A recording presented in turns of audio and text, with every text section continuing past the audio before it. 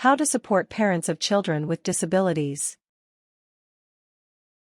If you have a friend or family member who has a child with special needs, it can be difficult to know exactly what to say or how to act. You may be worried that you'll accidentally offend them or insult their child. Let compassion and empathy guide you, and be willing to communicate openly and ask questions. To support parents of children with disabilities, lend a hand with everyday tasks and do what you can to help advocate for them and their child. Since personal preference plays a big part in terminology, this article intentionally uses a mix of people first and identity first language. If you want to know what terminology to use with the families you're supporting, ask them their preference and stick with that. Method 1. Lending a hand. 1. Offer help with daily tasks.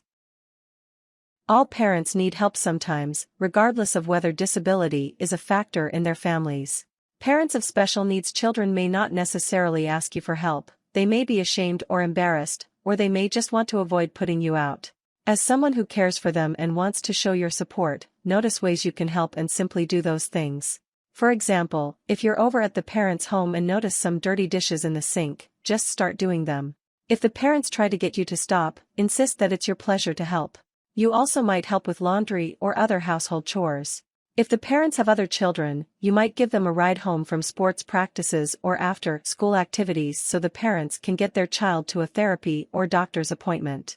This can be particularly easy to do if you have children of similar ages who are involved in the same activities.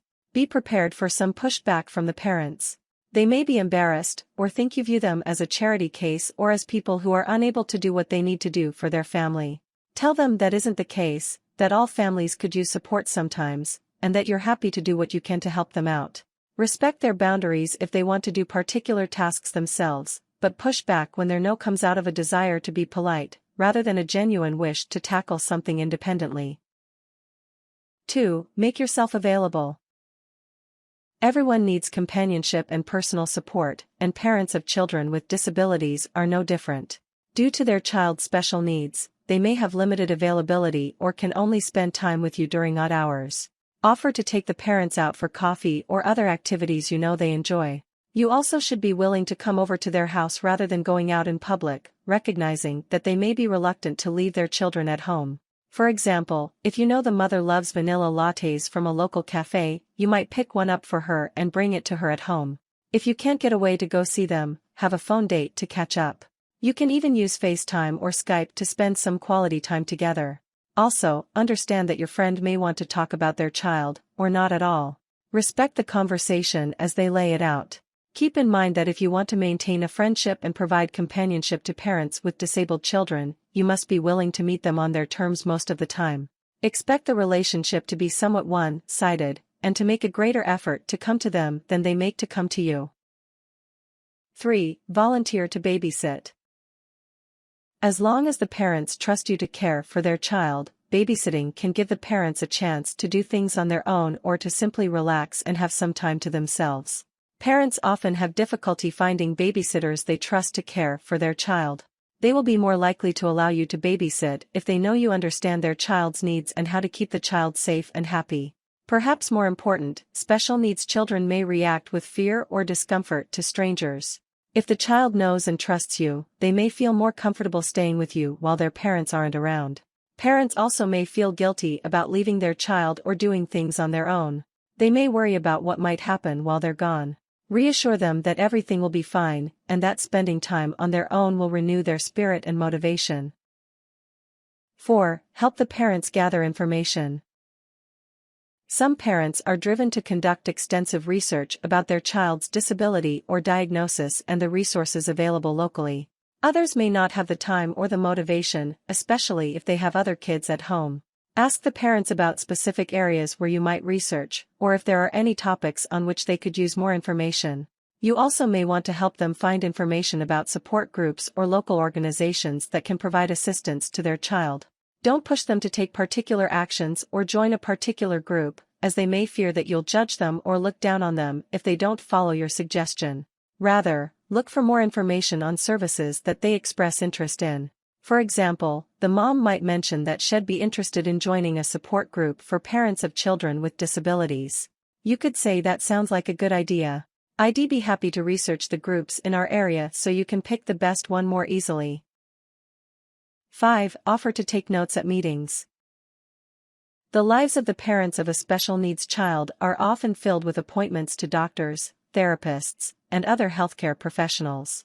Going with them to these meetings allows them to focus on listening. At these meetings, parents are frequently inundated with information, and they may have difficulty processing it all at once. If they're trying to listen, apply the information to their child, and take notes at the same time, they may miss out on something important. You also can write down key words, bits of lingo, or other information they may want to research more in depth after the meeting. Taking notes also frees the parents from worrying about remembering everything said to them, so they can focus on what is said and ask the questions they need to ask to fully understand what the doctor or therapist is saying about their child. Method 2. Communicating effectively. 1. Empathize with the parents. Empathy is one of the most powerful tools you can use to support parents of special needs children. The parents often have feelings of grief and loss of dreams and expectations, and they may feel guilty about these feelings. Stay away from saying "I'm sorry" or making similar comments, but be sure to validate their feelings.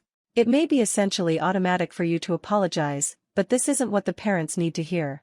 You have nothing to apologize for, and you'll better support the parents by accentuating the positive rather than acting like something terrible has happened to them. Ask if there is anything specific that offends or annoys them, so you can refrain from doing those things. For example, some people are deeply offended by people first language, in which you describe their child as a child with special needs rather than a special needs child. They prefer identity first language instead. Although the word is used in legal and social contexts, many people also dislike the word disability, because it focuses on what the child can't do rather than what they can.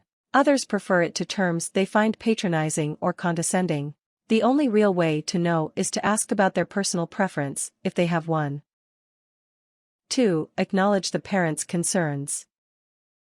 Parents with special needs children want to protect their child, and may have significant concerns about the future. As someone who cares for them, your role is to acknowledge those concerns and recognize them as valid. Avoid using dismissive language. If the parents mention something about their child, you may be inclined to say something like, "Oh, that's no big deal." However, for that child it may be a very big deal. Similarly, saying the child will grow out of it or be better when they're older will only show that you don't understand that child's diagnosis or how it affects their life. Instead, accept the parents' concerns at face value and acknowledge their validity.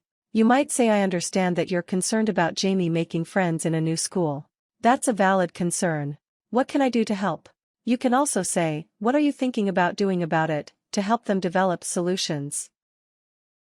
3. Stay positive. Parents with disabled children often feel powerless to help their children and may believe they are not providing enough for their children or doing all that they can do.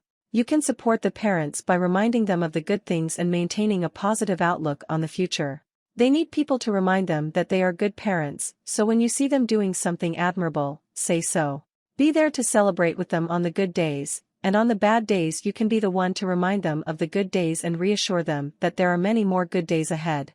At times you may not feel like being positive, but being optimistic, even if you have to fake it, encourages the parents and families to carry on. You do want to keep your optimism in check, though. Don't insist on a positive attitude at the expense of failing to acknowledge the parents' legitimate concerns. Saying things like, "Oh, it'll be just fine. There's nothing to worry about," can make the parents think you're being dismissive. 4. Avoid giving unsolicited advice. If you also have experience with disability, the parents may come to you with questions. However, if you don't have experience raising a special needs child, you typically aren't going to have any advice that would be helpful. If you've been reading about the child's diagnosis or about parenting disabled children, you may find an article or website that you want to share with the parents. However, you shouldn't do this in a way that comes across like you are judging them or criticizing their parenting skills. For example, if you read something that you think would benefit the parents, you might say, "I read this article yesterday that reminded me of you as a parent. Would you like me to send you the link?" If they are interested, you can share it with them. Method 3. Supporting their cause. 1. Educate yourself on disabilities and disability rights. Children with disabilities and their parents need allies who are willing to stand up for disability rights and help advocate for the disabled community in employment, school, and community contexts.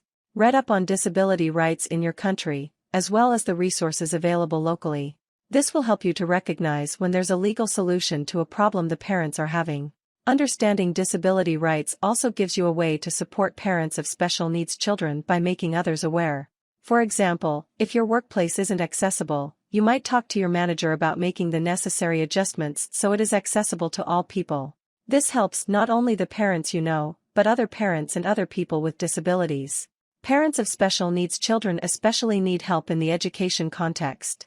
The parents may feel that the child's school is not adequately addressing their child's needs, or that the child needs additional assistance. You may be able to point them to programs that would better serve their child. 2. Talk to the parents about their child. You can show support simply by acknowledging the child and expressing an interest. Parents often welcome legitimate questions in an effort to better understand their child and their child's diagnosis. You can ask questions without judging, and parents will appreciate you acknowledging and taking an interest in their child. Too often, disabled children aren't mentioned, sometimes because people don't know what to say, or are afraid to ask questions and potentially offend the parents. Also, take an interest in their child outside of the child's disability. Know their birthday, learn their favorite things, celebrate their milestones, etc. Parents with special needs children typically are happy to talk about their child and explain different aspects of the child's personality or behavior. Having these conversations not only shows support for the parents, but helps you better understand the child. 3. Speak out against discrimination. Children with disabilities often face tremendous prejudice and stigma because they are different from normal kids. Combating discrimination when you see it is a way to advocate for the child and show your support for their parents. As you read more about disability rights, you'll start to realize that for many people, words and phrases such as retard or riding the short bus are deeply insulting and offensive. When you hear others using these words or phrases, call them out on it. If you see someone with special needs being bullied or insulted, you have an opportunity to stand up for their rights and help them. Stopping discrimination when you see it helps to make the world a more welcoming place for all children. 4. Assist with fundraisers or awareness events. Connect with a state or national disability rights organization, or with a nonprofit. Not only can you donate, but you can work as a volunteer to help spread the word about disability rights. You don't need to be disabled yourself, or be the parent of a special needs child, to join these organizations and work with them. Awareness and advocacy organizations also can be a good way for you to participate in activities along with the parents and their children. Make sure you research non-governmental organizations before joining or donating.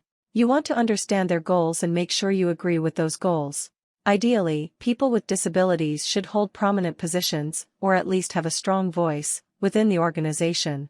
Stay away from organizations that claim to help people with a particular diagnosis or disability, but don't engage those people in their activities or their decision-making process.